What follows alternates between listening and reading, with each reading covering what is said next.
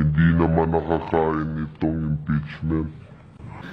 Ang tanong nila kung makakain ba daw itong impeachment process. Pero marami namang bagay sa buhay na importante rin na hindi nahahawakan. Tulad ng hustisya. Ang hustisya, hindi nga natin makita, hindi natin mahawakan niya. Pero napakahalagang bagay po. The Senate President may explain his vote. I vote to open the second envelope. I vote to do so because that is the only way to determine whether or not the contents of the envelope are relevant or material to the case at bar. Because of this development, Mr. Chief Justice, I realize that the noes have it, and therefore I resign my presidency of the Senate as